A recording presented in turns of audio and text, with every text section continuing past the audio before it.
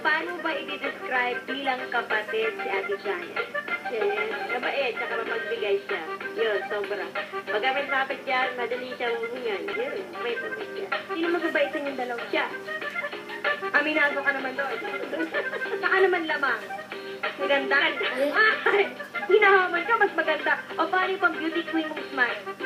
Yes! O paano mensahe mo kay Ate Janet na nasa ibang bansa at balita ko?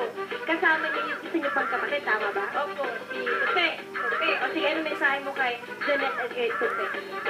Hello, mga sister. Namimiss na namin kayo rito.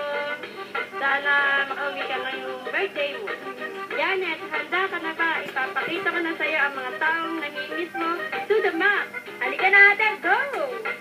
At Ate Janet, eto na, may mensahe sa'yo, si Nanay Lily. Pero bago yan, chichikahin ko na muna siya. Nay, pang ilang anak mo ba si Ate Janet? Pangatlo.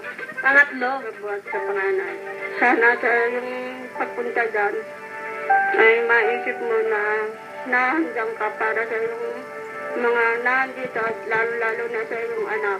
At syempre, Nanay, gugustuhin ni Ate Janet na masaya kanyang makikita, lalo na namimiss ka nila, ha? At namimiss ka niya sa ibang bansa. Pwede bang isang pang beauty queen smile? Yes! Ang ganda ni Mami. At Ate Janet, alam kong miss mo na si Lolo Momoy, kaya nandito na sa Highland. Hello, kumusta? Ingat kayo dyan, ha? Kayo lahat dyan. Lolo, ano na nga, i-describe mo sa akin, paano ba siya bilang tao? Mabait ba? Makulit? Ano po ba? Hindi, mababait yung mga po. Lahat lang dun. O, kumusta kayo lahat dyan? Ingat lang sila. Father? Lahat dun. Mag-ingat daw, ha? At Mami Janet, eto na nga, may hinandang tula ang iyong anak. Ready ka na ba dyan? Gusto ko sa? O, Mami, umanda ka. Go, Jack! The wind and the leaves, then the wind, one day come over the window with me and play.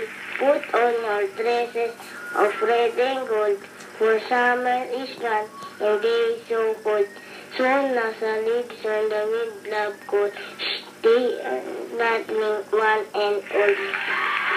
At yan ang ating kaya nakita mo yung pamilya dito sa Pilipinas hanggang sa muli. At syempre, sa mga pamilya po natin all over the world, let's don't forget, tulog tayo sa TFC Connect. Ako po si Rocky, back to you, Bianca. Thank you, DJ Rocky, at salamat din, Janet, dahil pinag-join mo ang Team TFC Connect sa precious bonding moments mo with your family. O oras naman para sa ating kapatid.